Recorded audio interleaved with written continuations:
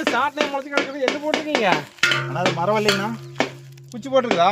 மரவள்ளிங்கண்ணா. சரி சரி சரி. மரவள்ளி குச்சி குச்சியே காணுமே. நெட்டு பாருங்க மரவள்ளி.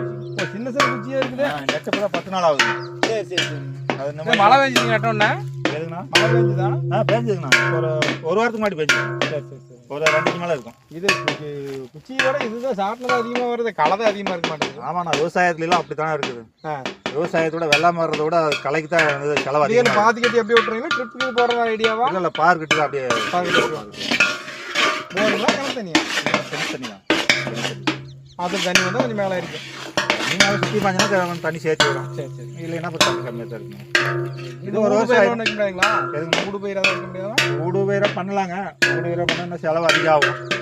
ஆமாம், அதனால இதுக்கு வந்து மருந்து அடிச்சு சொல்லலாம். களைக்கல் அடிச்சு அவங்களுக்கு ஒரு தடவை களைக்கல் அடிச்சாச்சு. அடிச்சுமே எல்லாம் வெறும் சாட்டினையாக கிடக்குதா? காரணம் கறி வச்சு வர இந்த பக்கம் பாருங்களா, கறி வச்சு வரும். சரி சரி சரி. இந்த பக்கம் பார்க்கலாம். எப்படி குச்சிக்கு அந்த கோன் மாதிரி வச்சுட்டு அப்புறம் களைக்கல் வந்த முற்பாடு அது கோன் வச்சு அந்த மாதிரி களைக்கு வந்த முற்பாடு கோன் நட்டை வச்சு ராசியில் கொஞ்சம் எல்லாம் இருந்தது. விவசாயம் சொல்கிறாங்க விவசாயத்துக்கு நல்ல வருமானம் இருக்குங்கிறாங்க. ஆனால் சிரமம் தான், ரொம்ப கஷ்டம். ஏகப்பட்ட கஷ்டம். அந்த காலத்தில் விவசாயம்லாம் ரொம்ப பாதிப்பு அதிகமாக இருக்குது. மிச்சம் மாற மாதிரி தெரியல. எல்லாம் களக்கொல்லி ஆரம்பத்துலேருந்தே களக்கொல்லி அடிச்சு என்ன பண்ணுன்னு தெரியல. அதான் அப்போயே பழமொழி சொல்லியிருக்காங்கண்ணா. கணக்கு பார்த்தா உழப்பால் கூட மிஞ்சான்னு சொல்லியிருக்காங்க. அப்புறம் எங்கன்னா போய் அது அதே மாதிரி தான் இன்னைக்கு இருக்குது. இன்னைக்கு இருக்கிற விவசாய சூழ்நிலை அப்படி தான் இருக்குது. அதான் பாருங்க, விவசாயிகளுக்கு ஒன்றும் மிச்சம் மாற மாதிரி தெரியல.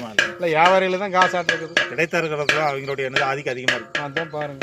சரி, என்னப்பா